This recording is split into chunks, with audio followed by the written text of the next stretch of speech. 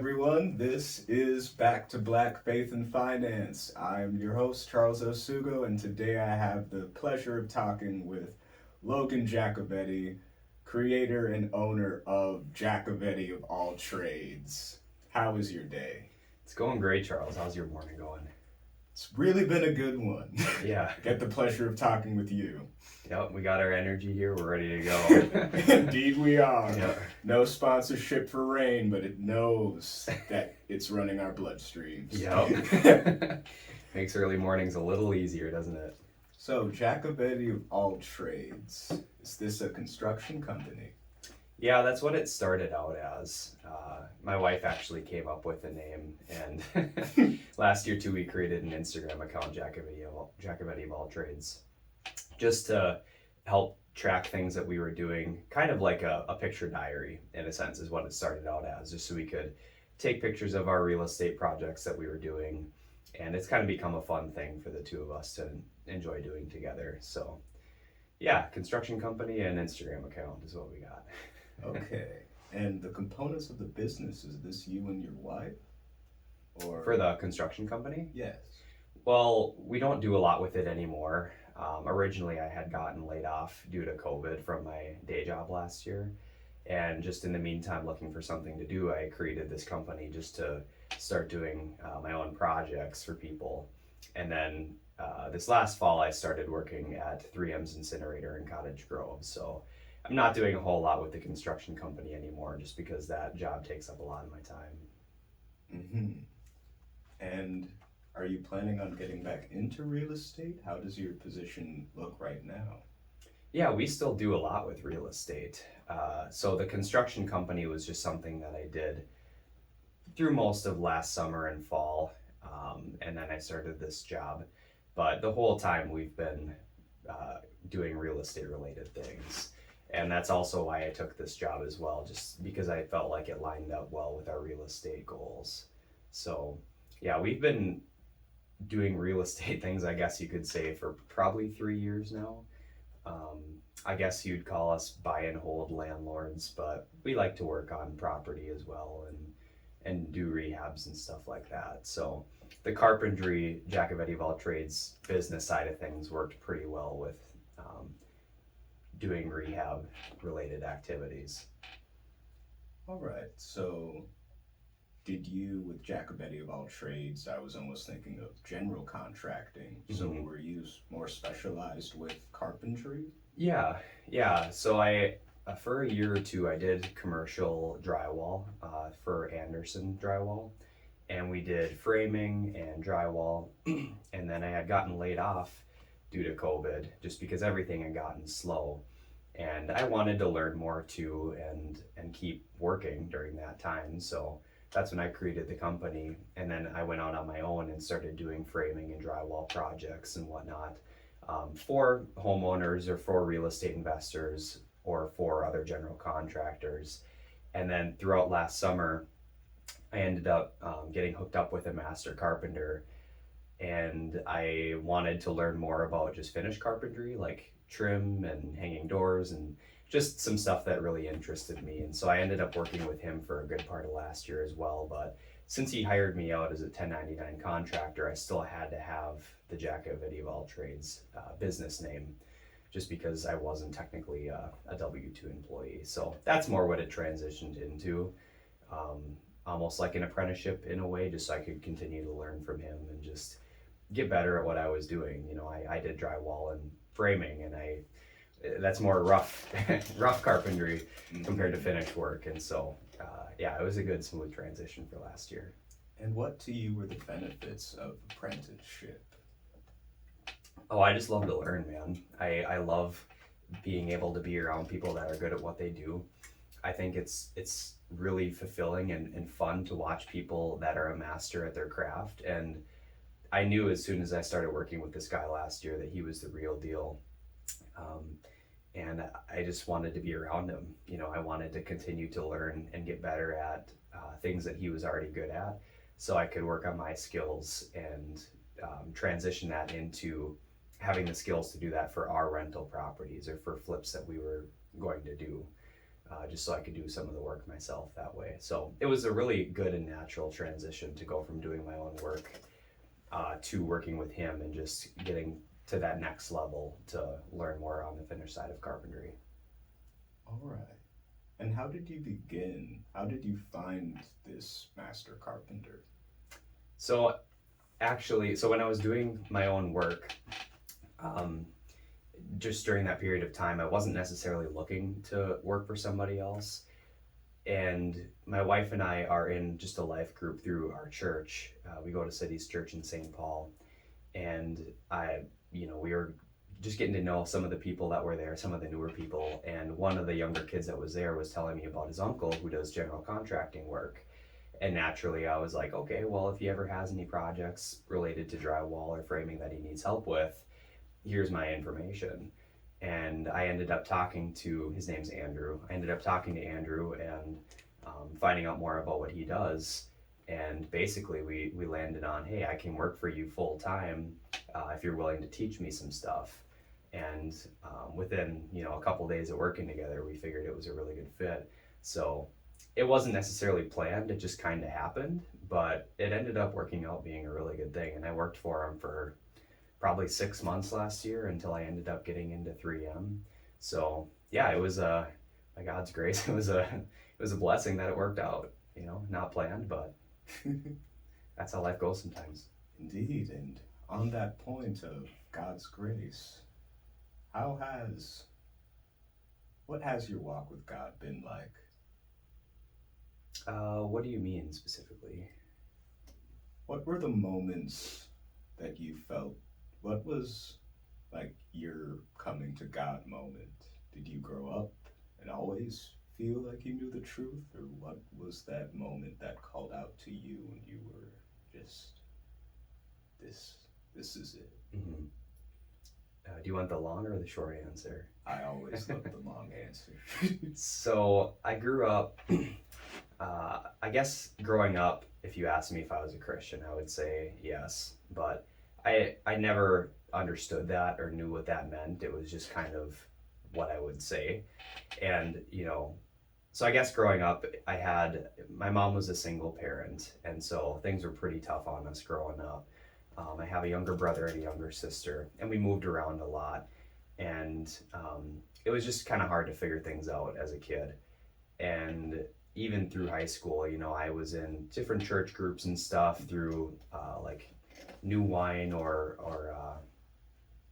just some other ones too. And it wasn't until right after I got out of high school, I ended up getting contacted by a guy that was in the Amway Corporation. I don't know if you are familiar with that at all, or it's essentially multi-level marketing where, they talk about financial independence and being a business owner, and being some young poor kid, I was like, sure, what do you got? And so long story short, I ended up becoming a part of the group. It was LTD, Leadership Team Development, was the training group that we were a part of. And they hold these quarterly conferences throughout the year. And I ended up going to a conference. And the way it all worked out was there's a really strong mentorship program in the Amway group where you have people that are, in a sense, farther down the road than you are, just spiritually and in life. And I ended up working with some people that I had a lot of respect for, a couple of older gentlemen who were very successful in their own endeavors, even outside of the business, and people that I respected a lot. And getting to spend time with them, they taught me a lot of things, and I guess in a sense kind of filled the role of like not having a father growing up. And so I just naturally respected them a lot. And what was really cool looking back on it is they always pointed their just life success and their happiness towards having a relationship with Jesus. And it really opened my eyes a lot to what that looks like, because growing up, I would go to church and do all the things, but never really had a relationship with the Lord and with Jesus. And I think that the Lord used these men as a vessel to show me what that really looked like. And this was all through being in the Amway business, getting a part of that mentorship program, but it was very personal and specific with a couple people that really helped helped me in the beginning of my walk.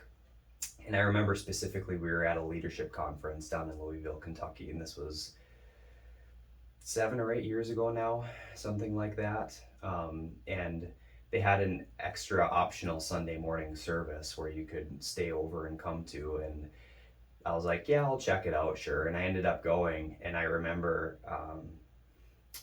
there was a moment where they were playing How He Loves by David Crowder, and I just broke down. And that's when I gave my life to Jesus. And ever since then, it's been amazing. And I can point to a number of times where there's just been those moments where it's like, yeah, the Lord definitely had his hand in that and helped just show up for us, and just be there. And it's just been an amazing walk ever since. And so yeah, that's that's kind of how I came to my faith. I really love what you've said, since the perspective I've been given of Amway, you are the first positive story. Yep. And that's fair. That's I can attest to that side as well, for sure. And again, the people that I have been connected with through the business have been great. The business itself, I think there's a lot of cult-like behavior, and there's a lot of misleading ideas and stuff like that. And there's people that make it, for sure, like with anything. But I think that those people are the idea of what those people do that actually make it is painted across. Anybody can do it. Everybody's going to be wealthy. And it's like, the business isn't necessarily structured that way. There's a 1% of people that make it. And I think that it draws in a lot of people that get hurt by it more than are helped, unfortunately. But I'm glad that I can be a good testament, in a sense, from maybe not the business side of things, but from the faith side of things and the connections and relation. Even to this day, some of my best friends are people I met from the business that aren't a part of it anymore. But I would have never met them if it wasn't for that opportunity. So I have a lot to be thankful for from that. And transitioning to the real estate related side of things, I would say that why we're doing what we're doing with real estate probably stems from those moments in the business as well. So I have a lot to be thankful for when it comes to my time in the Amway business. And although the business model wasn't something that I was ever going to pursue, there was a lot of intangibles, I would say, that came from that. Could you describe those intangibles? Yeah, the biggest one obviously is my faith. I think that what I needed and how I was going to be saved, it was the perfect scenario, with having older gentlemen that I really respected. From a worldly perspective, you could say that had a good career and very successful and happy marriages, and kids that respected them, and other men that respected them. They took me under their wing and also explained, I have these things because of my relationship with Jesus. That's where the fruit of my life comes from. And so that was number one. Number two is the relationships, I think. And also, I grew up north, and the reason I moved down to the cities was because of the business, which opened up a lot of opportunities, and meeting my wife. I would have never met her if I hadn't moved down here. So a lot of these things stem from my decisions in the business. And as far as the real estate related side of things go, it really helped shift my mindset from being a W-2 employee to what does being a business owner look like, and is financial freedom possible? What does that even look like? Because you're never taught that in school, right? There's no class on financial independence, or basically anything that's useful after 8th or 9th grade almost, unless you're going into a very specific field with that topic, right? I'm gonna be honest. I've seen articles that are saying MBAs will be the death to companies, and there's a 9-year gap between us. I still never had a personal finance class.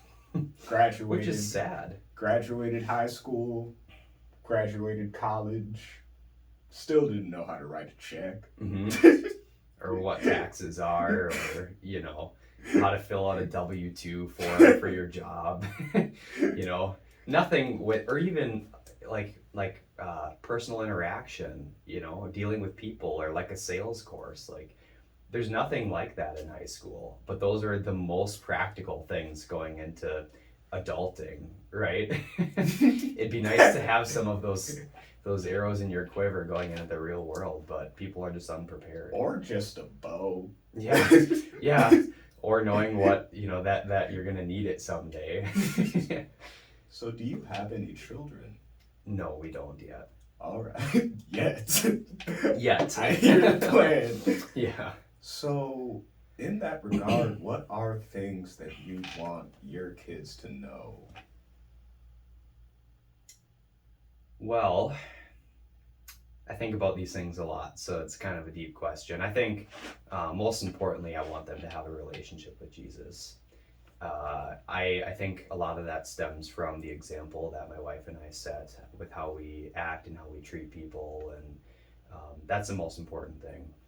And also, and this is something that we talk about a lot, somehow instilling work ethic. And I talk to people that have kids and try to pick their brain on how they do it. You know, I think a lot of where mine comes from is having a hard growing up and having to work for everything I wanted. I don't know how you instill that in your kids. I mean, I have ideas, I suppose, but we're trying to figure out the best way to instill a good work ethic in them, and just self-reliance, and, you know, just being independent and being world beaters and finding what they're passionate about.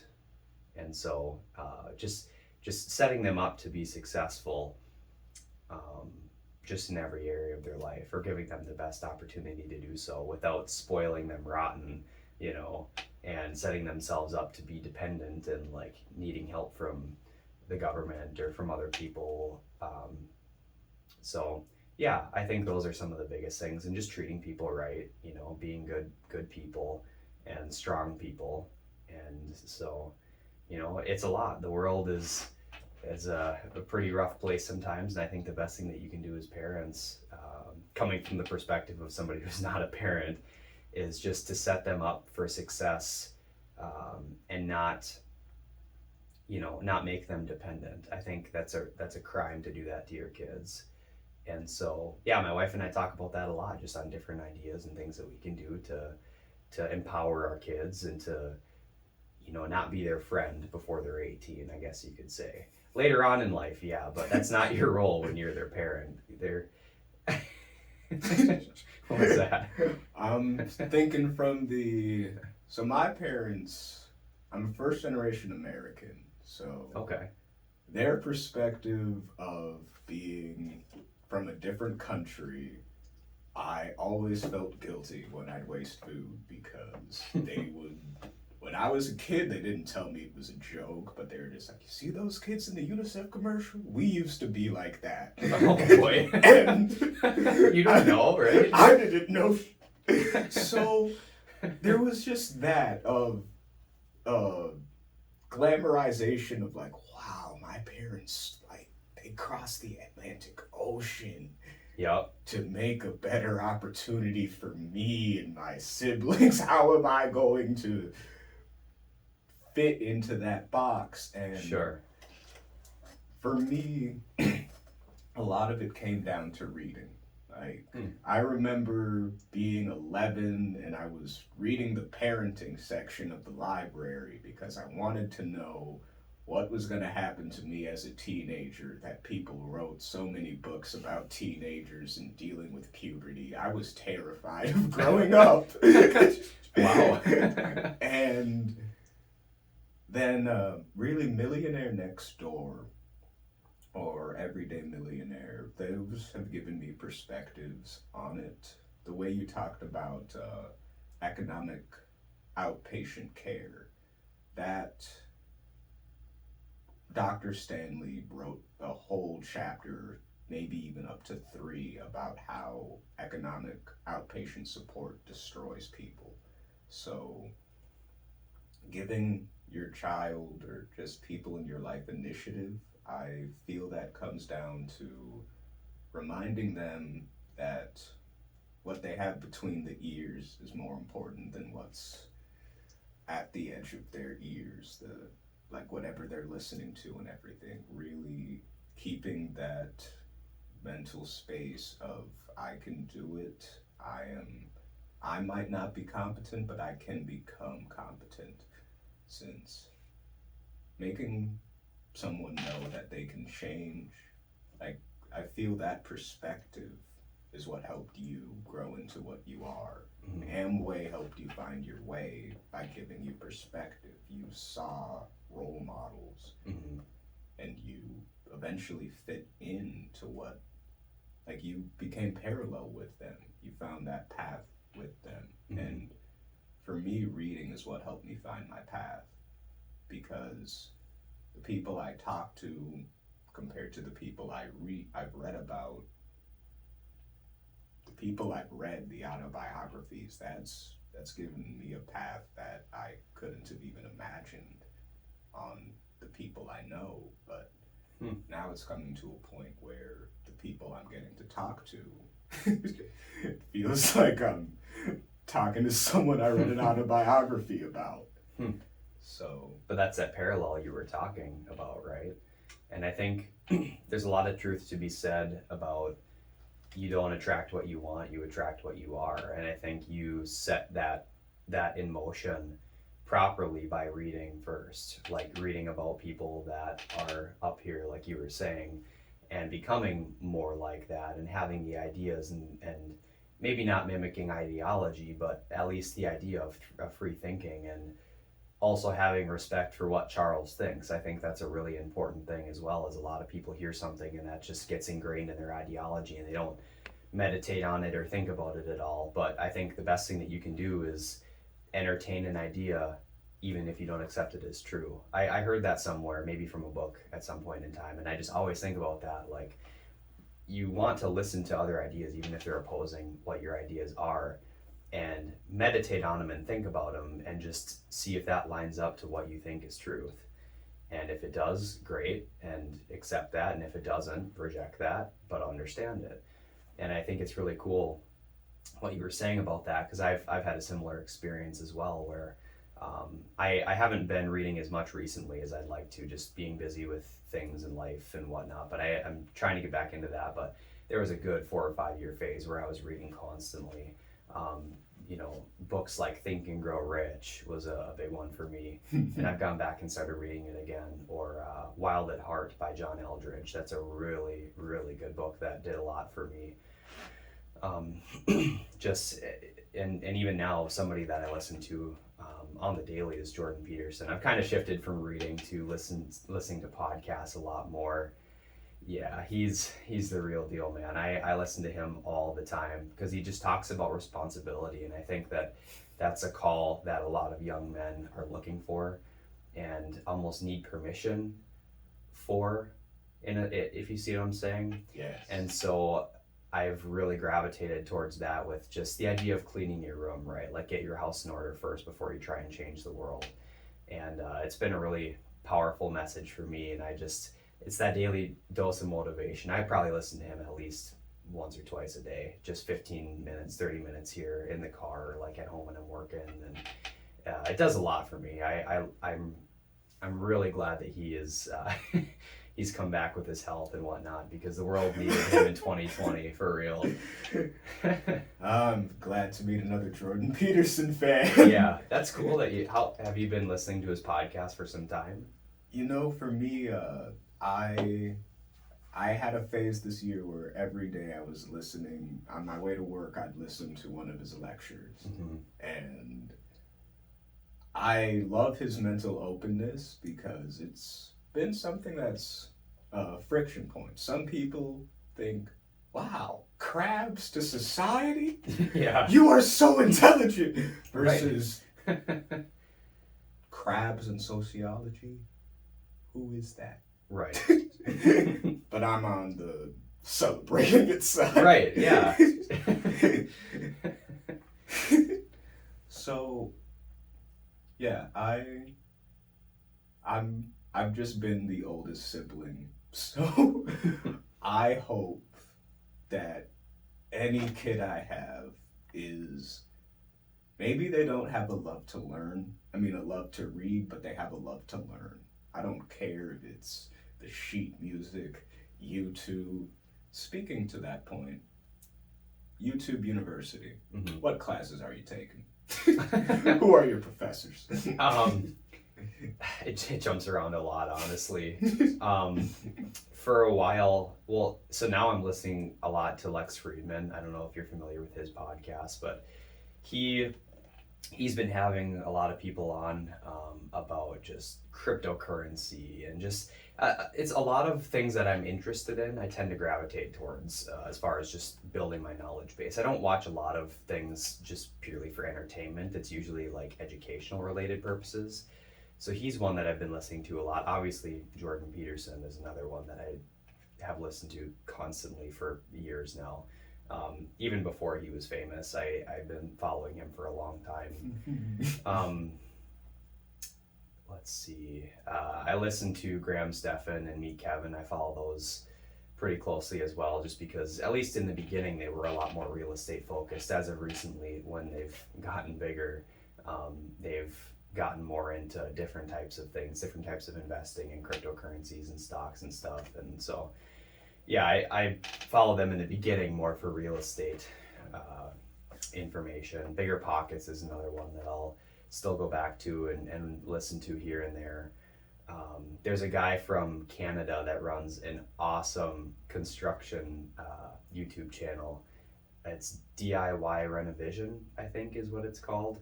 Just exceptional. The guy's hilarious, and he has some really great tips and tricks for just DIY type projects with renovation and rehab. And that's been my YouTube university. Like right now we're doing our own live and flip where we've done a majority of the work.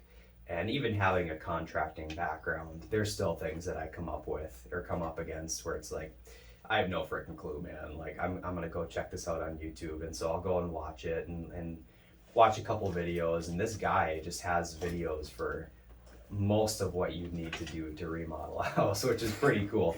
And it's a lot of good information too. So that's been super helpful for me, just being able to have that as a resource. And I'm a visual learner too, so to be able to go to that and just see what he's doing and make sense of it more compared to just reading something online is super helpful. So I've been using it for that too. Wow. I'm on YouTube a lot.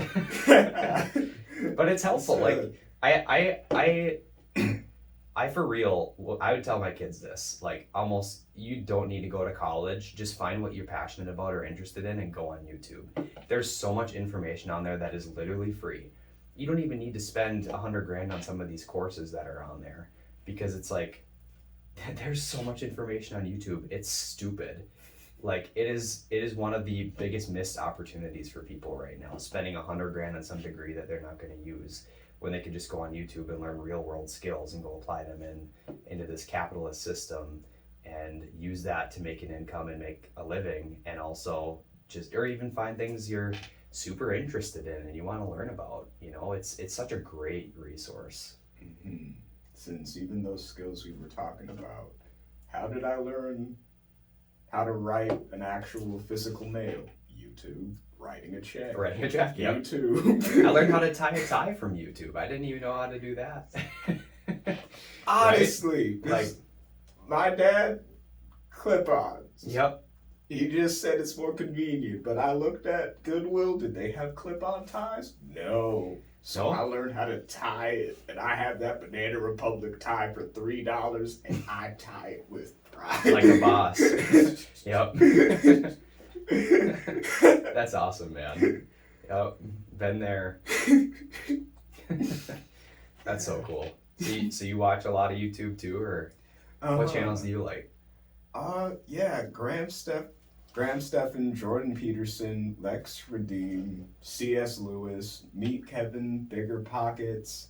So you follow all those too? Yeah, cool. Lex Reedman and DIY Renovision. Those are probably those are the new ones to me. And then like Boyce Watkins, anything I can find that has like Warren Buffett or Charlie Munger giving a speech. Like, I love to see interviews.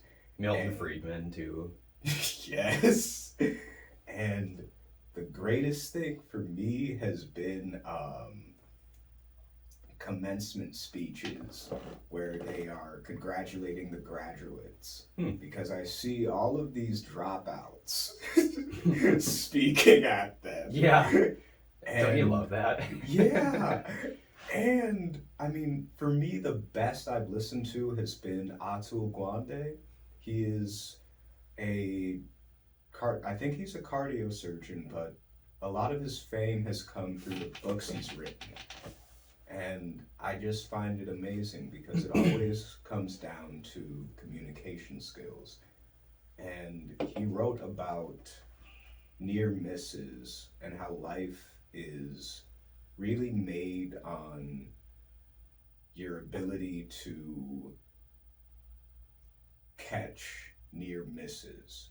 Sort of how a surgery rarely goes perfectly, but the difference between a patient death and success is how did you catch it? If you don't catch the signs, if you don't catch that little mistake, it compounds and becomes this big mistake.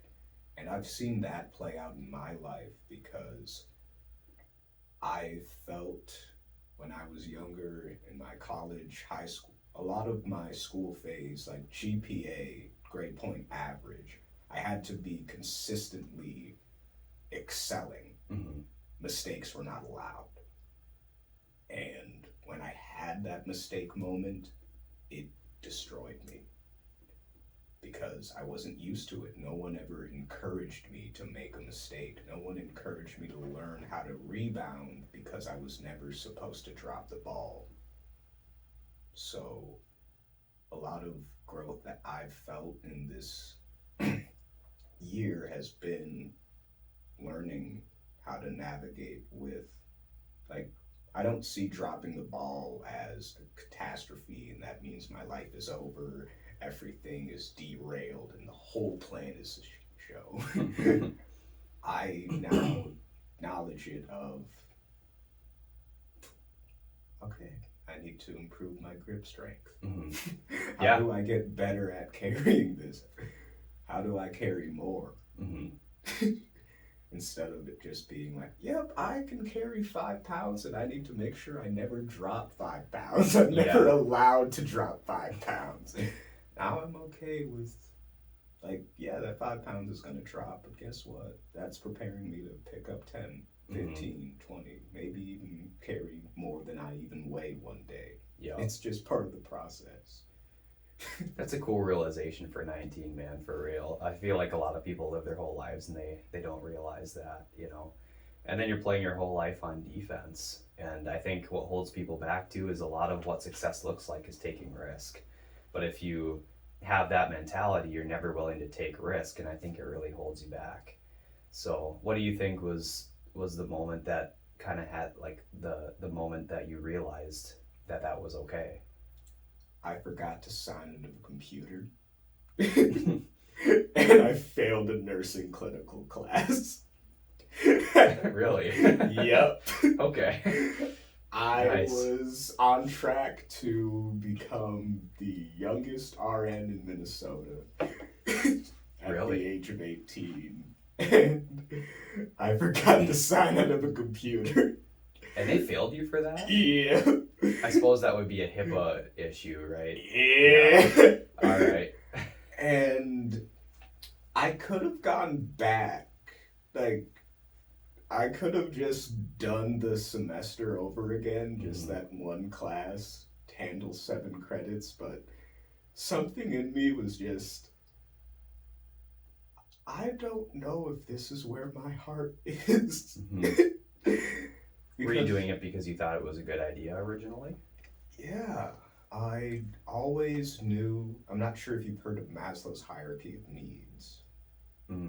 No, I haven't. Okay. I thought it sounded familiar, but I haven't heard of that. Because it's sort of like at the base you have food, shelter, water, air, and then security, I think, is the second tier. The third tier is love and belonging, and the fourth tier is self-actualization, and that's like the peak of life. And I've always been interested in like that base tier. How can I help people be healthy, sheltering them, feeding them? I love to cook, I love to garden. I've also always been wanting to connect with people for love and belonging. Essentially, I've always just been interested in how can I make someone's life better. And I would watch Graham, Stephen, and Meet Kevin. A lot of what I watched on YouTube was financial, but I was sort of thinking, I don't want to add to all of this over focus on money. But I knew that I loved real estate, like realtors. The idea of building, renovating houses, it always intrigued me. Rich Dad, Poor Dad, I picked that up in third grade, and I was like, whoa, I want to be like Kiyosaki. Yeah. So what was a book that awoke you in that financial sense? Or was it not a book or more of an experience? Yeah, I can't say it's Rich Dad, Poor Dad. I mean, if you listen to the Bigger Pockets podcast, 99% of people say Rich Dad turned them on to that. I've read Rich Dad, Poor Dad. I think it was interesting. I just didn't like that it didn't give like practical things that you can do. But I think a lot of it's the idea, right? Like it gives you the right mindset for what the Rich Dad and the Poor Dad taught. As far as, you know, my moment, I don't think it was a book necessarily.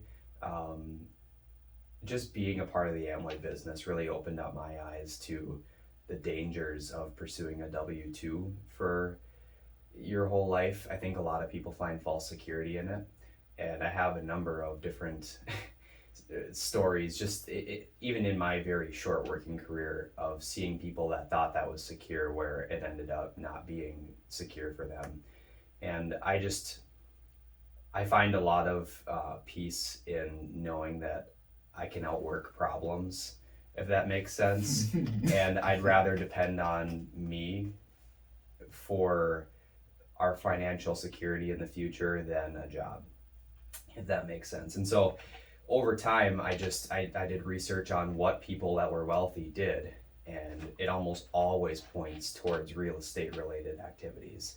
I mean, sure, you got your Warren Buffetts and Charlie Mungers of the world that, you know, do well in stocks or dividends or that type of a thing, or running a business. But I was always really interested in getting to that right side of the cash flow quadrant, because that's where the wealth is created. And I know money's not everything. And I think that, you know, being in America and in this capitalist system, and social media doesn't help at all. Just with like making people always get FOMO and like want to be the next Dogecoin millionaire or stuff like that, you know. I think that that's kind of a trap, but I also am very passionate about financial independence because it gives you choices and time and freedom. And those are the things for me that I really, really want, just so I can be a very present parent and make decisions for our family that are out of want and enjoyment compared to playing defense and out of fear. And I like the idea of being able to make those choices and not have to worry about money anymore. And it's so funny when people, I guess, see what my wife and I are doing, because we work a lot, you know, and we make a lot of sacrifices to build this real estate business and to make this work to retire at a young age. And they see that and they're like, well, why do you love money so much? Or why are you sacrificing all these things? And I would almost argue that you love money more because you're willing to give up 40 to 60 hours a week for the rest of your life while your kids are growing up. You know what I mean? Yeah. Compared to just paying the price when you're young for 5 to 10 years, sprint and get it over with and fix the money problem. And then you have the time and choices on your side where when your kids are 5, 10, 15, 20 or whatever, where you have the time to go to their baseball games and to be there all the time and to actually talk to them about things they're going through, where I don't have to go to a job anymore. I don't have to work swing shifts anymore because I fixed the money problem before I needed it. It's the whole idea of digging your well before you're thirsty, right? And I really take that to heart because I know that I can do it And I think I got that mentality from being in the Amway business of seeing people that were financially independent. And even though I never believed in the business model, I saw that, okay, they aren't necessarily smarter or dumber than I am. They're just people, you know, because if you look at like a Warren Buffett or, you know, Mark Cuban or even Elon Musk, you look at people like that and you're like, oh, I can never be like that. They're, you know, 150 IQ type people working 80 hours a week, and they're a bad benchmark for what success can look like, I think, because they're just such an anomaly in the hierarchy.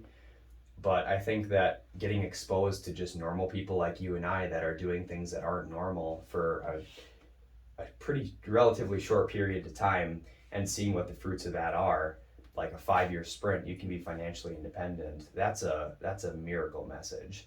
And I think that it's something that anybody can do, but 99% of people won't do.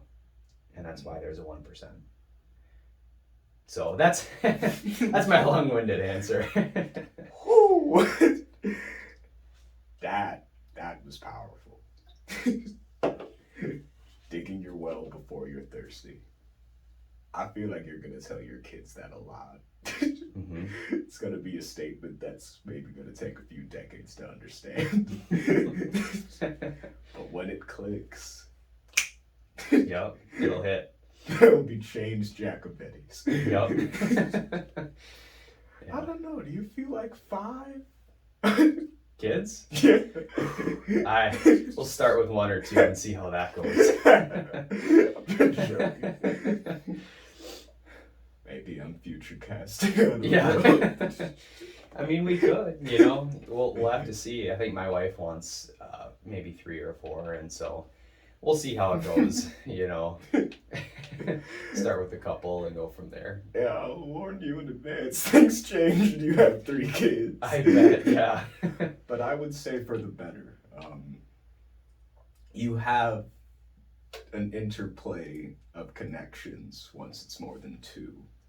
So, because my parents, I think they have 6 living siblings, and it is like almost. Have you ever watched Pride and Prejudice?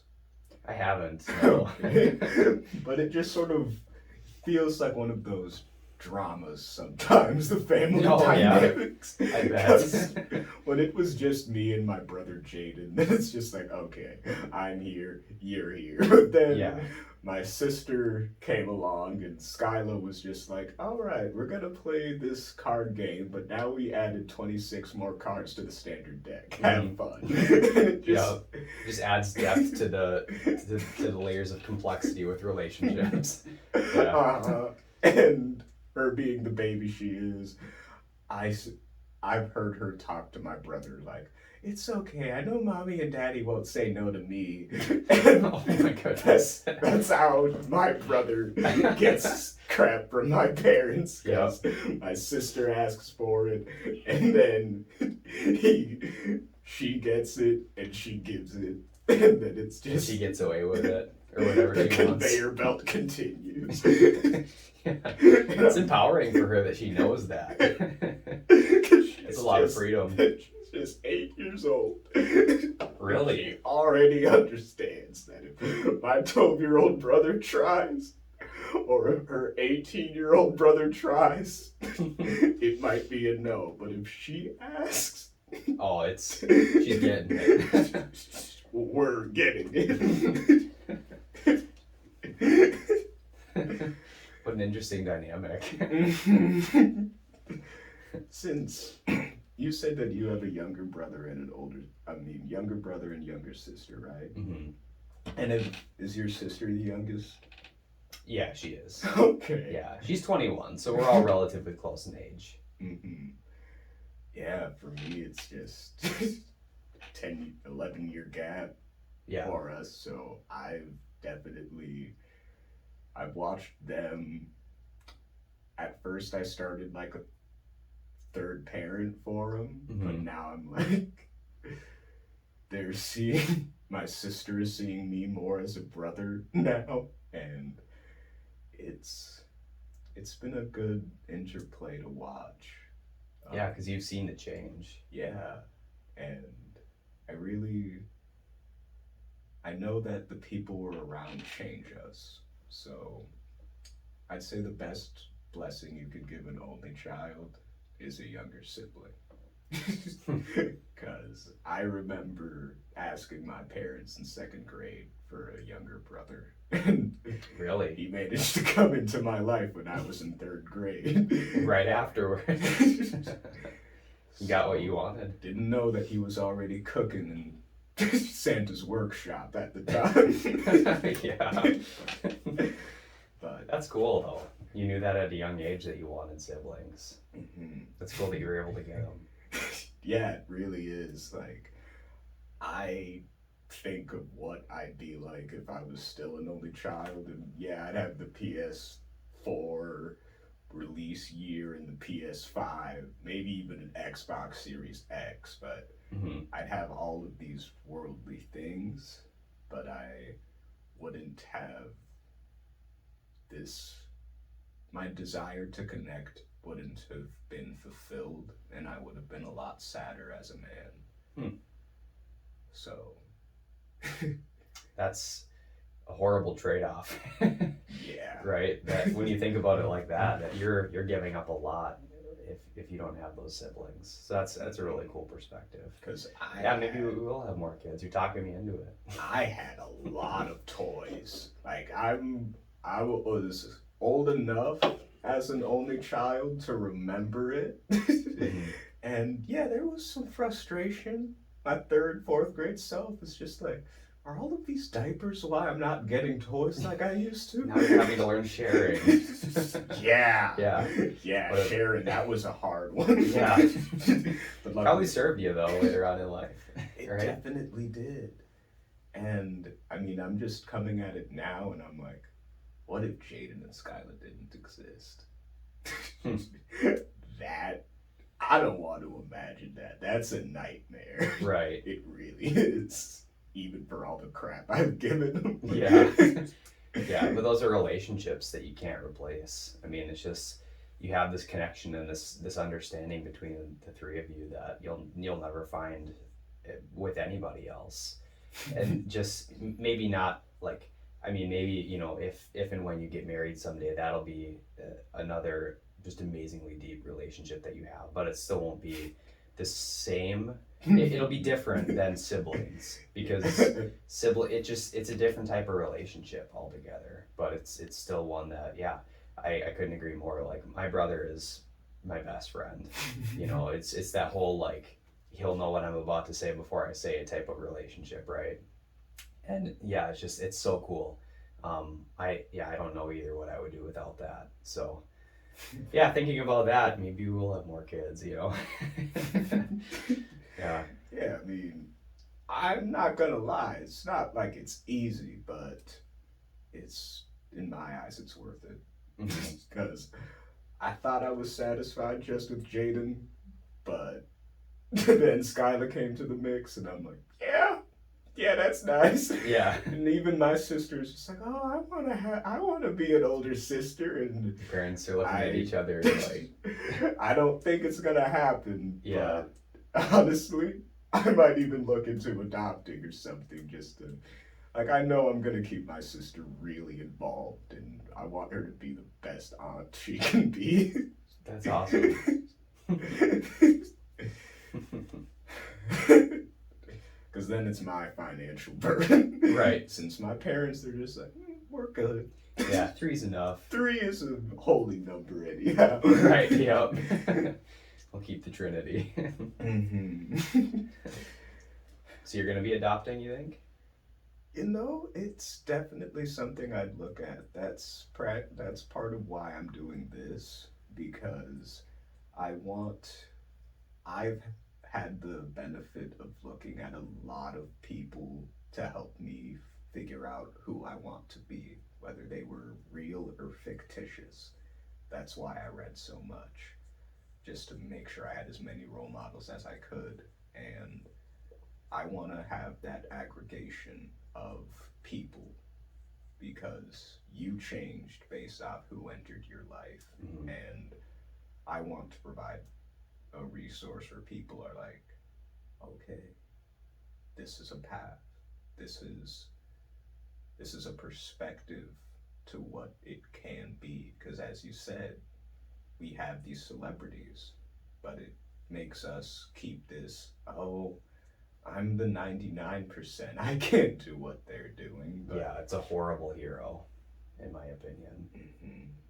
Because everything we have fictitiously, it's like, I want to be like Spider-Man. I want to be like Superman. I know I can't be Superman, but I can children hold that hope in their hearts easier than I want to be like Elon Musk.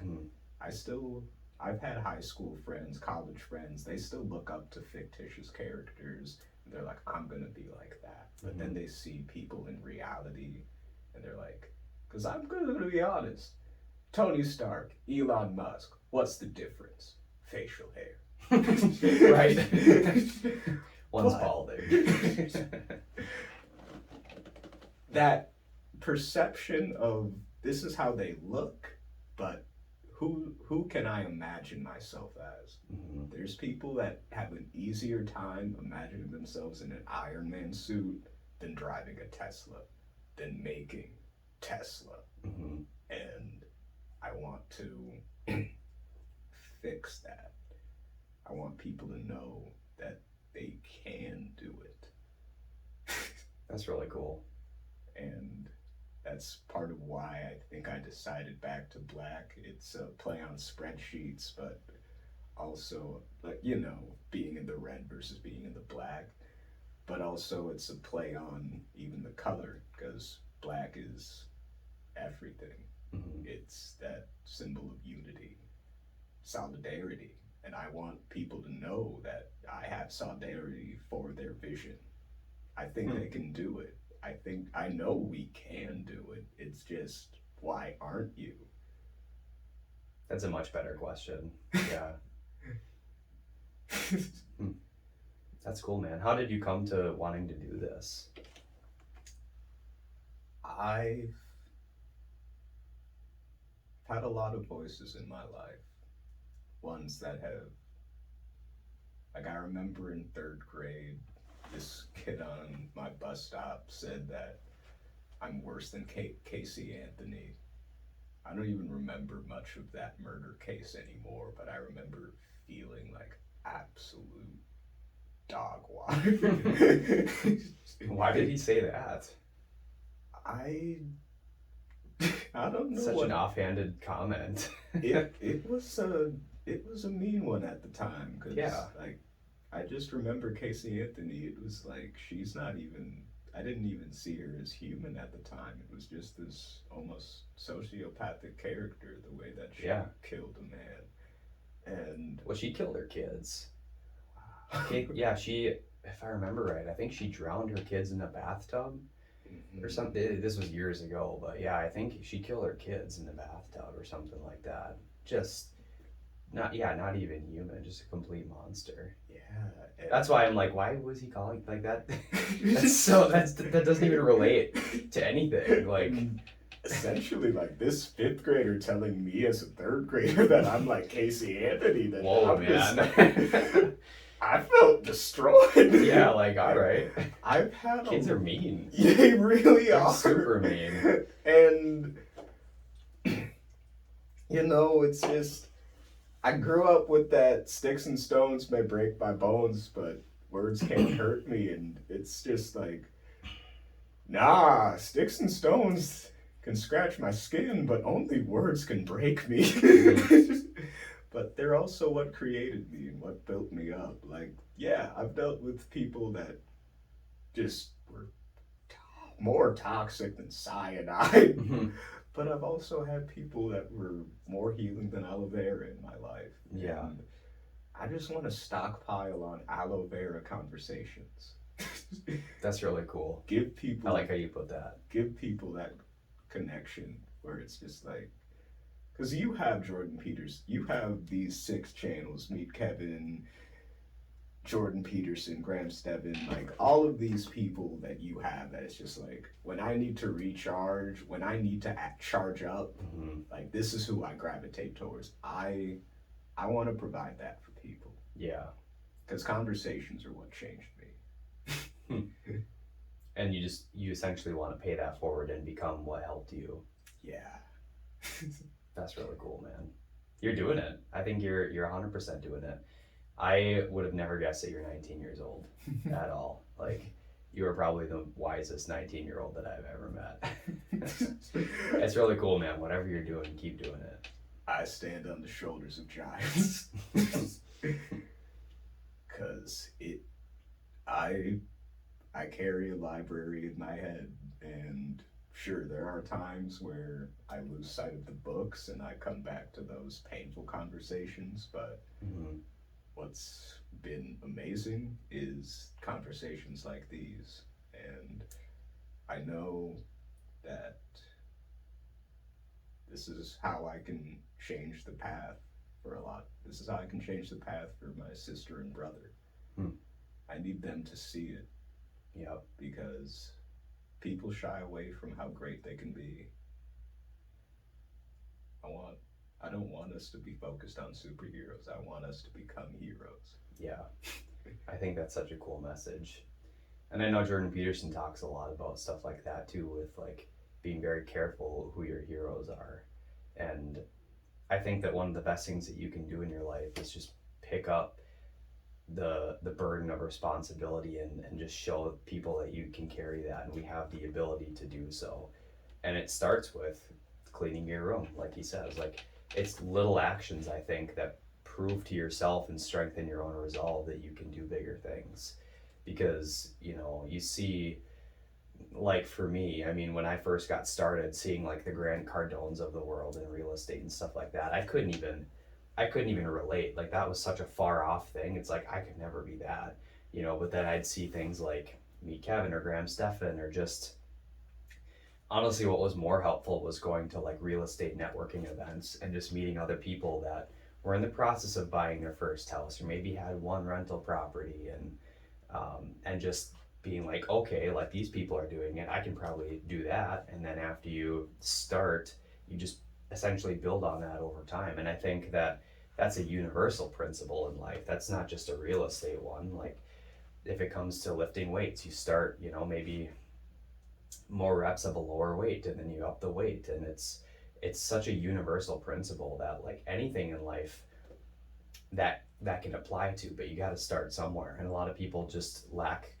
the discipline to start, and they lack the discipline to continue to drop the ball, like you were saying earlier. Because I think that's a really important lesson to learn. Like, failure isn't a good or bad thing, it just is. And the people that are successful are the ones that are okay knowing that. You know, you look at the Mark Cubans and Elon Musks, and they'd be the first one to tell you, like, I'm just better at failing than you. And granted, you know, 150 IQ helps a little bit, and the ability to be a ridiculous 80-hour-a-week type of guy helps a little bit. But even to just be moderately successful in life, or like to have financial independence, which is not hard. For most people, you make $3 to $4 grand a month passively, and you don't need to work anymore, right? Like, that's a really cool idea. And then you can do what you want with your life, instead of having to go and clock in the morning and just be a part of the passing parade of humanity, in a sense, and just become nihilistic and resentful because you're not doing things that you want to do anymore.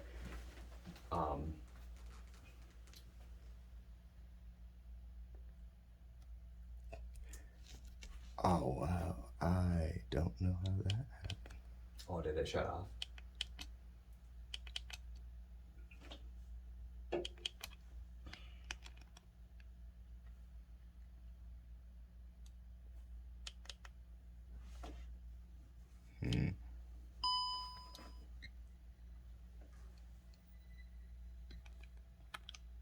Well, that's why I had the podcast audio.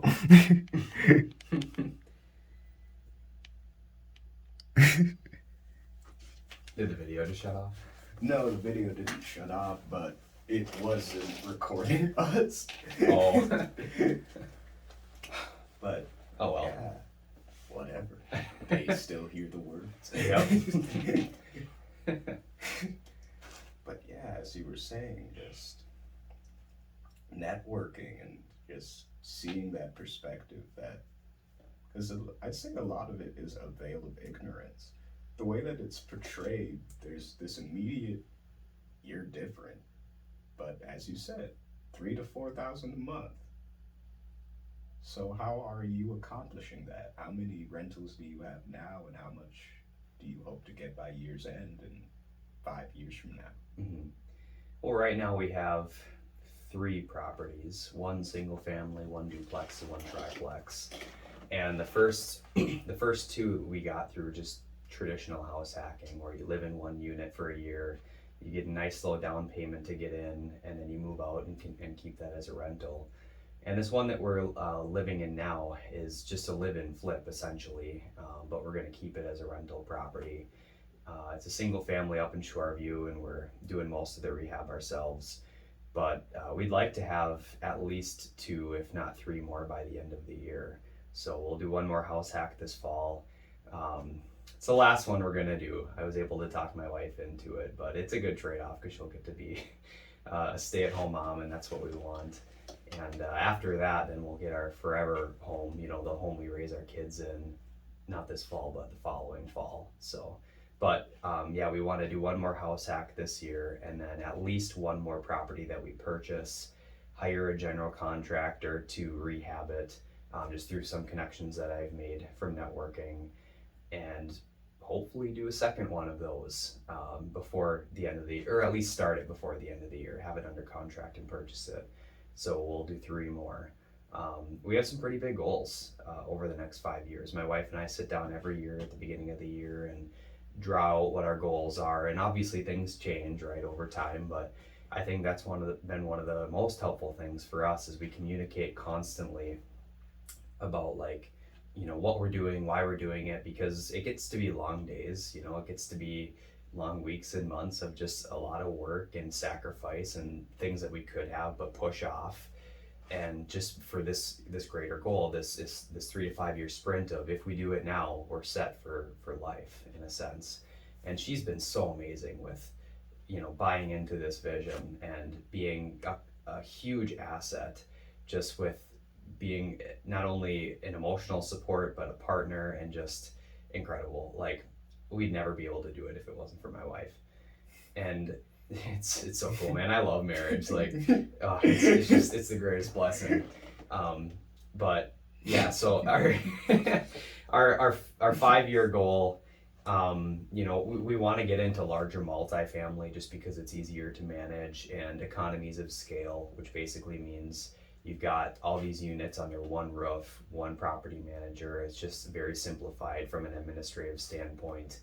And we want to get to that point. But a lot of that is this, right? Some of those buildings are at least $1 million to start, or in that realm, where you need 20% down of that to buy them. And, there's ways that you can partner with people on the money side to do that or whatever, but that's where we want to end up, is getting into bigger multifamilies and just live off the passive income. And I'm 27 right now. I 100% will be financially independent by the time I'm 35, but could be sooner. But we just want to, with my job now, continue to keep working to just really capitalize on that exponential end of the curve, where I don't step away too early, and we can just make sure that we're set, and just, I'm not going to retire. I'm going to keep working, but it'll be doing things that I enjoy, not having to clock in at 3 a.m. for swing shifts, working 60 hours a week. That's pretty hard. So we're super excited, and it's just so cool to be far enough into this plan now, where we're starting to see some of the more of the exponential growth. They're we have more of a network now with people that we've met, right, just through getting out and being a part of the real estate community, and just getting to meet some super awesome people, and having mentorship from people that are farther down the road, and having appropriate heroes like we were talking about. So we're at the point now where it's all starting to come together, and now the next phase for me, honestly, is treating it more like a business, because over the past 6 months, it's been some long days, man. Working at 3M, I put in probably 60 hours a week there, but then come home and rehab a house. You know, it it Got gets to that be Elon it lifestyle. gets yeah, dude. I'm getting burned out. This is a one and done. Like we're not doing this again, as far as living in it to rehab it. But you know, after this one, I have some pretty good general contractor friends and connections where it's like, all right, we're gonna work something out where I'll have you rehab this property, and we're using the Burr method. Are you familiar with that? You're a bigger pockets guy, so. But we got to explain. We gotta explain it, yeah. I think that if you're looking at getting started in real estate, the best thing that you can do is house hack. If your lifestyle allows for that. And to a point, anybody's lifestyle can allow for that. It's just a matter of your priorities. But that's a whole separate discussion. But if you're a younger guy, gal, house hacking, if you're not doing it, you're missing a major opportunity, I think. Which essentially is buying a 1 to 4 unit property. You can get it for really low down, anywhere between 3.5% to 5%, just 3.5 FHA, or even 0% if you're in the military. 0% if it's a VA loan, Yep. and if you got a good enough credit score, or your parents have a good enough credit score, 3% conventional. Yep, man, that's 3.5 FHAs are tough in this market, but a 3% conventional, you're on good water. Yeah, because a lot of sellers don't like FHA right now because of all the red tape with the government, and the market's so hot that you can't necessarily blame sellers for not wanting to deal with that. But it's really good information, the 3% conventional. Yeah, I mean, if I were to start at 18, I probably wouldn't be working right now, honestly. Like, I missed a huge opportunity at a younger age to do that. But I would tell anybody that's young, like, even if you don't have long-term aspirations for real estate, at least cut down your housing expense, because it's the biggest expense you have, and like buy a duplex and then rent out the other 2 rooms in your 3-bed unit, and you're making money while you're living there, and you have an appreciating asset at such a young age, and you can do this once per year. That's the cool thing. Like, you do it when you're 18, next year you move out, do it when you're 19, next year you do it when you're 20, and all of a sudden you're just buying one per year, but by the time you're 23, 24, you've got 5 or 6 properties. Like, that's incredible, right? You're playing real life Monopoly at that point, which is awesome. And the hardest part is acquisition, so if you can house hack in the beginning, like, it is an awesome way to just start building wealth. But what ends up happening is you get married and you have kids and you figure out moving really sucks. So house hacking becomes maybe something that you don't want to be doing forever. And that's where I think the Burr method comes in and can be such an awesome tool for creating wealth. And it's an acronym essentially that I think Brandon Turner from Bigger Pockets coined, which is it's BRRRR. I think I got that right. It's buy, rehab, rent, refinance, repeat. It's just a process basically explaining how you can build wealth. And I think it's awesome from a bunch of different perspectives, from velocity of money to knowing that a project is rehabbed the way that you want it. So essentially what it means is you buy a property that needs a lot of work and you rehab it either by yourself, like we've done on this current house, or you hire a contractor, which is going to be more money, but that's where I think less headache, a lot less physical work for you. So you rehab it and then you rent it out. So you place a tenant in there and get it rented. You refinance it, doing some sort of cash out refinance, and then you repeat and you do it over and over again. And it's an exceptional strategy. And I know, I talk to a lot of people, just both in the real estate world and even like out of the real estate world, at my job or family, and it's so interesting seeing the dynamic of people that are in real estate, what they think is happening and what's going to happen, and people that aren't, thinking that there's going to be a crash tomorrow, I'm going to wait to buy, this type of thing. It's 2 totally different schools of thought. Mm-hmm. But it's just like, I've even seen it with my friends when I try and talk to them about index funds. My dad, he has the dividend reinvestment and dollar cost averaging. And then I have other people who are just like, oh, the stock market is too high right now. The stock market is too low right now. Mm-hmm. And no one has that perspective of you're walking up a mountain with a yo-yo. Mm-hmm. The yo-yo goes up and down. But I've never heard that, walking but I up love a that. mountain. Yeah. That's not me. That's actually the Money Guys. Because there's Dave Ramsey and the Money Guys. Those are two financial shows that I've really appreciated because, like you've said, you don't care about money. You're struggling now so that you can prosper later. Mm-hmm. But there's a lot of people that never accept the burden and they just take it for the rest of their life and hand it on to their children. Mm-hmm. Because it's like, I need you to help me with this. But you're just being like, I want to be self-sufficient so that by the time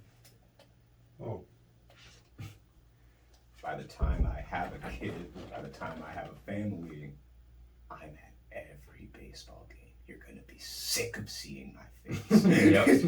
Yep. Well, and to that point too, one of if not my favorite thing that Jordan Peterson talks about is picking your sacrifice.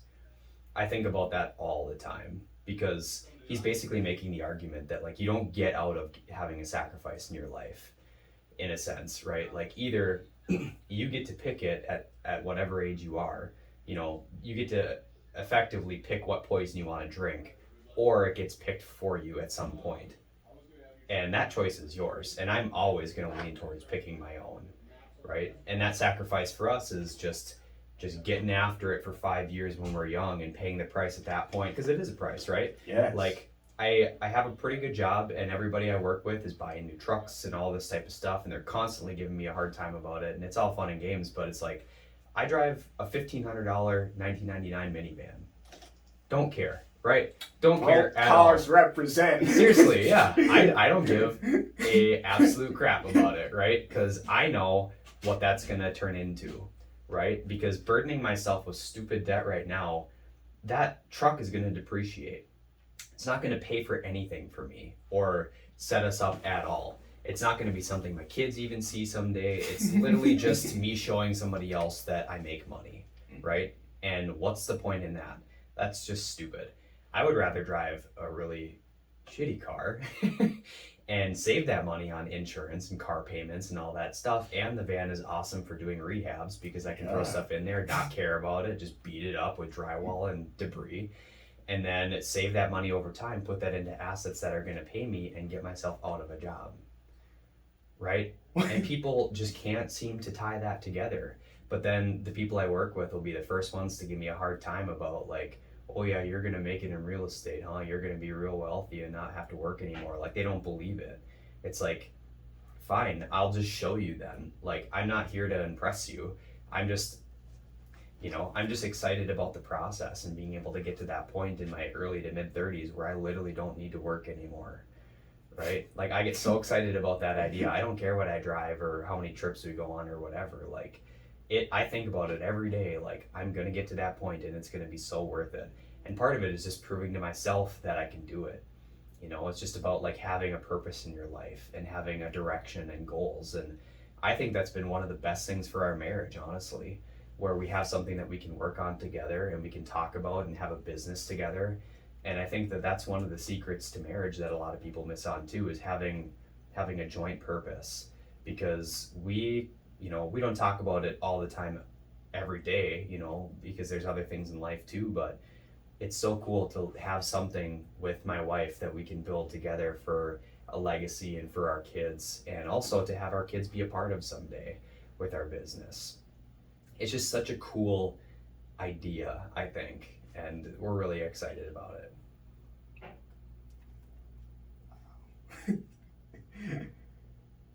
I just love the grandness to it all. And what would you say is your purpose? I would say that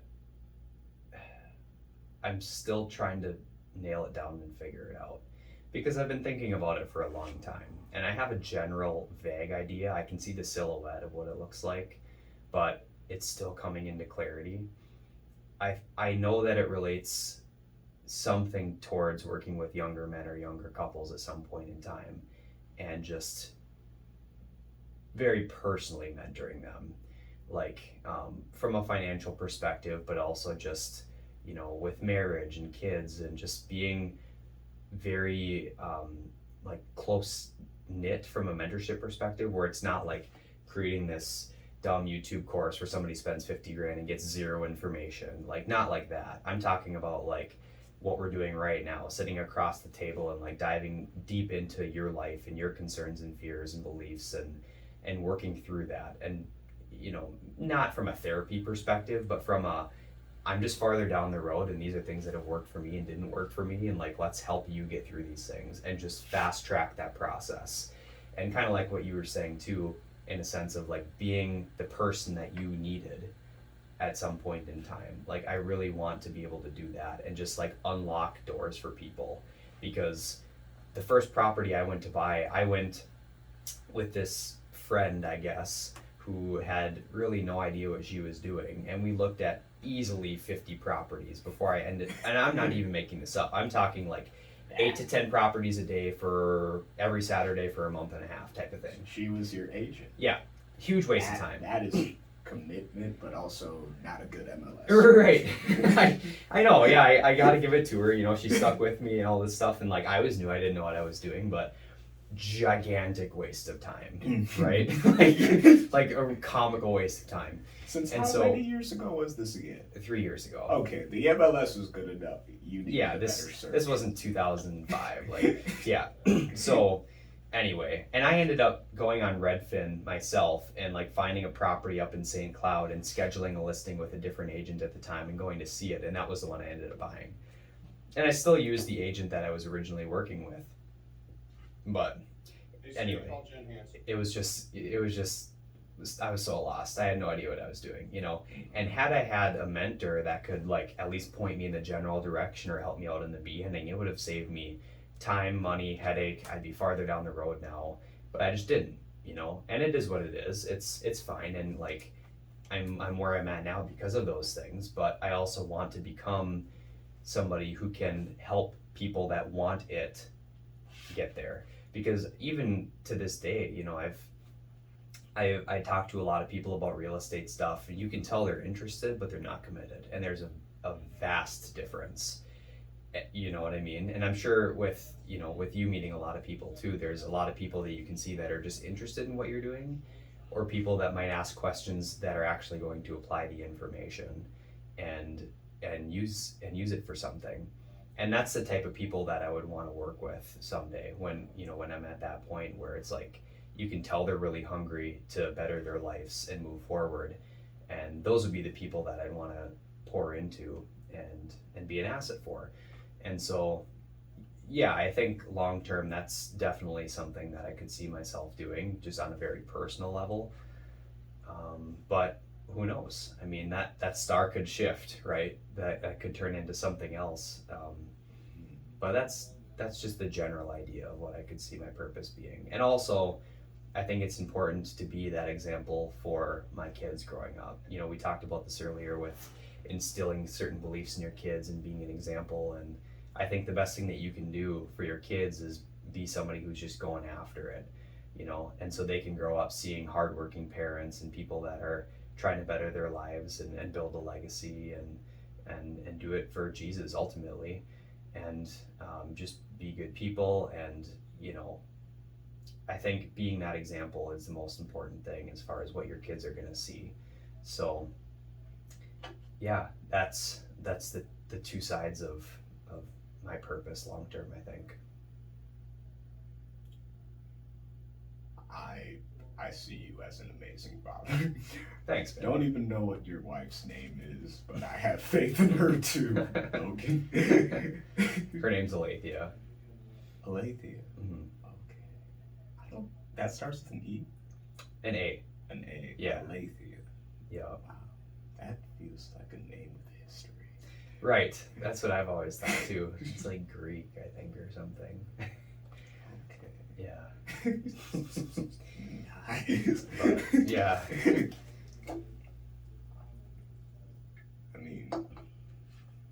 talking with you today at 27, I have no idea how many young men will be looking to you when you're 37, 35, like not even when you reach fire, even at FI, mm-hmm. you attract people. Mm-hmm. The process attracts people, I think. I mean, even just talking to people now, like Alethi and I are nowhere near what we plan on being.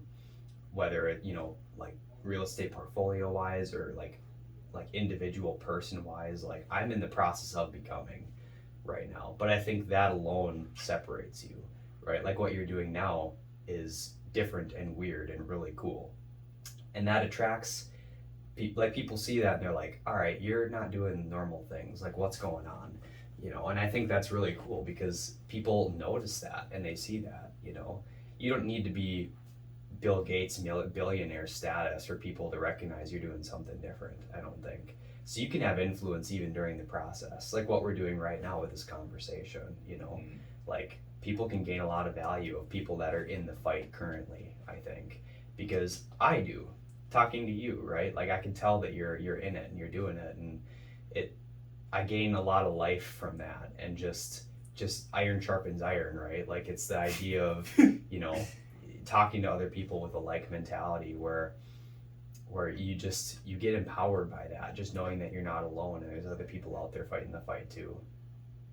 Yeah, because to your point of a lot of people are interested but not committed, I've seen that for the longest time, and it really revealed itself when I was doing PSEO. It's, in my eyes, the greatest program that this state has. Mm-hmm. And I'll tell anyone who has a kid that's 16 about it, where it's just, you can have your kid get free college for 5 signatures. It's faster mm-hmm. and simpler than FAFSA ever will be. And I used that process to, my first semester of college, I did 26 credits. My second semester of college, I did 35 credits. I got my associate in arts in 1 year because I wanted to be in the nursing program as soon as possible. I got into the nursing program at 17 years old. I was in it. I was trying to figure out myself. I was in that process of becoming. I left that, but that doesn't change the fact that instead of fiddling with school, people would talk about finessing school, like, oh yeah, I didn't do that project. I finessed school to do more school. Because everyone's just like, you can't do 35 credits. And like, my transcript proves it. Yeah. Just have to go to a public school and a private school. They don't talk to each other. So your credit limit is 45. And if you add Bethel to it, you can do 60. But I'm not that crazy. That's ridiculous. Even 35 is a lot. And yeah, like choosing the right role model, for me, it was the musical Hamilton. It taught me about Alexander Hamilton, and he wrote 51 Federalist Papers in the span of 3 months. So I'm like, all right, you did 51 papers, I want to do 51 credits. I surpassed that goal, but like what you've been talking about, making a vision and goals every year. You pick your poison, you pick your sacrifice, and you actively drink it. Mm-hmm. Many people, it's just, oh, I'll have the tap water. And then they wonder why by 40 years old, life didn't deal them the right cards. But you have to be able to go to that point in your own mind and say like, all right, like at 30-year-old Charles, or 35-year-old, or 40-year-old, like, what am I going to be grateful I did and grateful I didn't do? And that's a conversation I have with myself all the time, and I think that is really freeing because you're going to be that at some point in time, right? Like you're going to be a 30-year-old Charles. You're just not there yet, but you're going to be, right? Are you going to be grateful you did all these things that you're doing at 19 or regret it? Because regret you can't change, you just have to deal with. And I don't ever want to have to get to the point where I have to just deal with that. You know, I want to look back and be like, man, I'm grateful that 27-year-old Logan worked long hours and now 35-year-old Logan gets to reap the benefits of you know what I mean? Like, it's a really important conversation to have with yourself that I don't think people have very often. And I love telling people that because it's just a mentality that isn't taught or isn't, I don't think, very common. Like, I don't hear people talking about that, but it's something that's been really helpful for me. Just going to that place in my own future and looking and analyzing my life and trying to be that age in my own mind and think about, like, all right, now I'm 35. I have kids that are young, you know, I'm still working this job at a bunch of hours and I'm missing things in their life. I don't see my wife as much, you know, we're not getting to travel or enjoy things as much, right? You try to put yourself in that place mentally and work backwards and say, all right, if I change these things, how would that change this point in my life? And your goals and what you should be doing every day gets really clear really quick, I think, if you do that. Because a lot of people will ask questions like, how do you guys set goals? How do you, you know, like Alethea and I, like, what's your process for setting goals? Or what does that look like? Or how do you come to figure out what you want to do? And it's like, it's easy. I go to 35-year-old me, 40-year-old me, and say, what do I want my life to look like? And I work backwards. I break it down to what the 5-year goal is, what the year goal is, what that next month is going to be, and what I need to do today. And things get real clear real quick. And then it's not a mystery anymore. If I do the things that I need to do, then the things happen that need to happen. And if I don't, then they don't. And then I'm not surprised. But, like, again, and I keep referring to this because I just love Jordan Peterson, but what he says is, like, you know, like, when it comes to goals, people don't set goals because they don't want to set conditions for failure. And I think that's so true. They'd rather just live in blindness, but then they wonder why things don't happen that they want to happen. It's like, when you set goals, you set very specific criteria for failure, right? If I don't hit this goal, I fail. And people would rather not set a goal and be blind about when they fail, but then you fail all the time.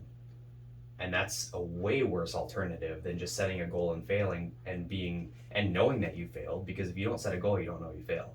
But that's a horrible thing because then you fail constantly, right?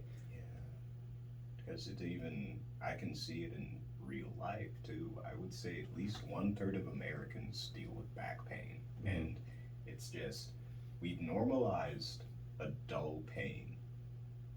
And then we medicate it, whether it's through alcohol, entertainment, pornography. There's just all of these things that numb us from that dull pain, but few people accept the sharp pain of, I didn't meet my goal. Mm-hmm.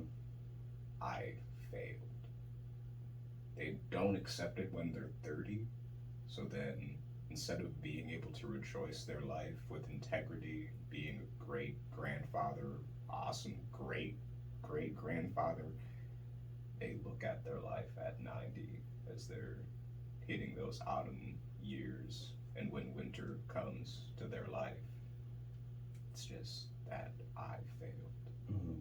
And I don't know how that's going to feel if I say that it's 105-year-old Charles compared to 19, 25, 30, 40, 50-year-old Charles. Like, admitting failure in the earlier phase, it hurts.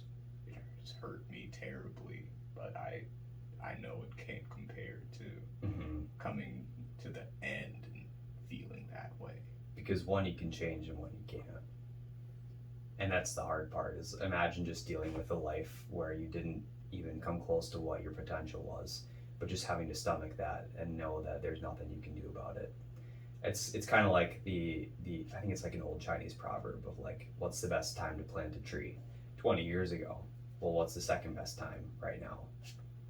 But when you're so far later in life where it's like you've missed constant opportunities and pushed off responsibility for so long, you know, trees need time to grow too. And if you're planting it so late in the game, it's not going to grow, you know.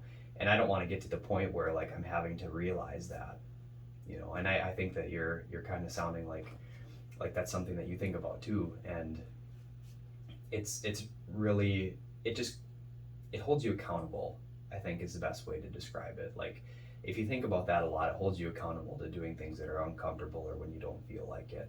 And I think that's really important because there are days where it sucks and there are days that it's long or you really don't feel like getting up and doing the things you know you need to do.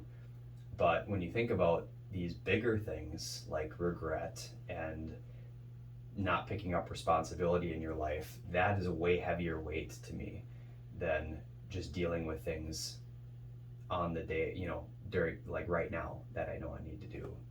So it's a really empowering idea, I think, even though sometimes it's kind of hard to deal with. Yeah, pick the sacrifice. Because mediocrity is the worst poison we have. Yeah. Since what makes me sad is I feel that at the end of it all, by the time people get there, they forgot what they even wanted, what they really wanted.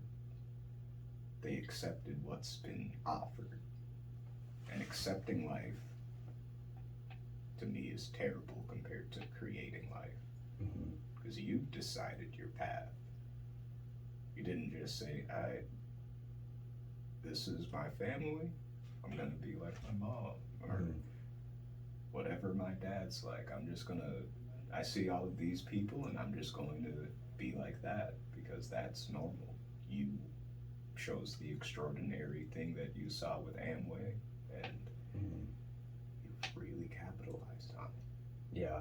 I think it taught me that success is a planned event. You can't sit there and just like let it happen to you, because then it won't. You need to put goals in your life and surround yourself with the right people and have the right conversations and be intentional.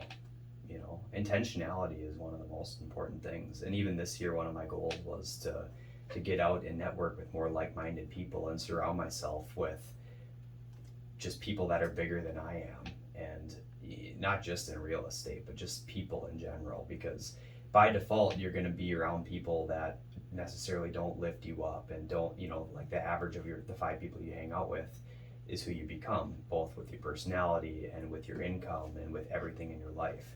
Well, what's cool about that is you can be very intentional about who you spend time around and then become an average of those 5 people.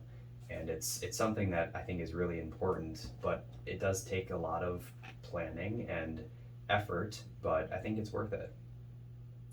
It is.